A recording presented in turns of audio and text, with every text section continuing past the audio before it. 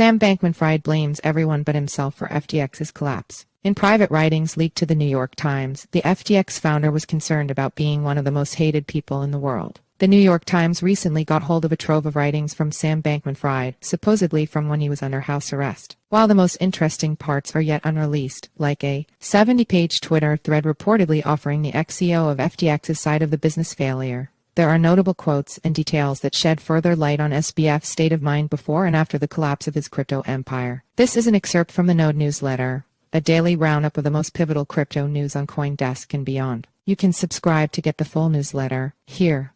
Most notably, Bankman-Fried still seems unwilling to take any responsibility for what happened or even register that $8 billion somehow went missing, people lost life savings, or that he could spend the next decades of his life rotting in prison. And somehow his biggest regret still seems wrapped up in his fallen public persona, as if the weekly court hearings and ongoing bankruptcy process are a detour from his life as a magnanimous, beloved statesman he was destined to live. "I'm broke and wearing an ankle monitor and one of the most hated people in the world," Bankman-Fried reportedly wrote. "There will probably never be anything I can do to make my lifetime impact net positive." To be fair, the NYT gave no indication of the real context of why or when Bankman-Fried wrote this down, and it is essentially a personal diary that was leaked to the press. But what the hell? How unbelievably self-involved does a person have to be to write that they feel broke after losing so much money for so many people? It's true, Bankman-Fried's lifestyle came crashing down along with his company. He had a taste for luxury real estate, private jets, and on-demand delivery. It's all just another example of how his reputation as a Corolla-driving billionaire schlub was a front. See also, Sam Bankman-Fried cosplayed as a genius opinine worse, he reportedly wrote, "And the truth is that I did what I thought was right." Taken together with the line above, this is exactly the same ends justify the means mentality that got Bankman-Fried in trouble in the first place. A lot has been written about SBF's breed of effective altruism and why people who pursue profit at all costs because they think they'd be more impactful choosing how to give away their wealth is ultimately ineffective.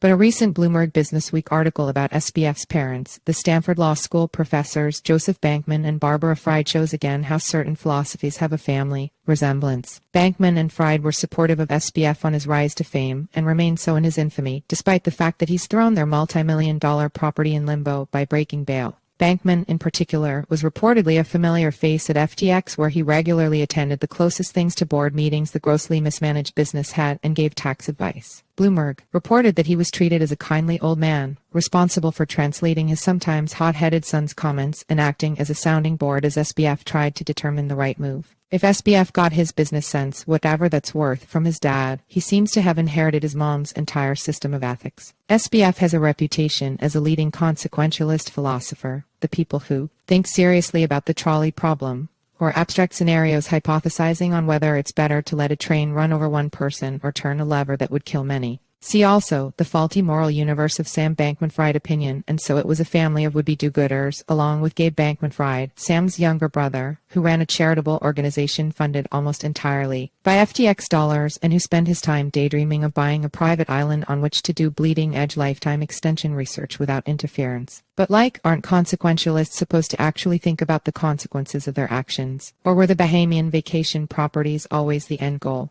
Although Bankman-Fried seems unwilling or unable to confront his own choices in his private writing, he seems to dote on the mistakes of those around him. Most regrettably, Bankman-Fried has seemingly constructed a narrative that his ex-girlfriend and ex-employee Caroline Ellison is really at fault. At one point, he literally writes that Ellison oversaw one bad trade that led to bankruptcies at FTX and Alameda. It was her who failed to hedge the hedge fund, and while he was vaguely aware of the fiat account used to pilfer customer funds, SBF had nothing to do with it. Instead, dastardly lawyers at Sullivan and Cromwell, the law firm overseeing FTX's bankruptcy, constructed the narrative that he misappropriated user funds. It's just odd, before he was caught up in a world of trouble, that Bankman-Fried was unconcerned with consequences, and now that the ends he wanted are totally unreachable, he remains unconcerned. It's just a shame, considering that in a document titled Truth he said, "It's something that I believe fairly strongly in."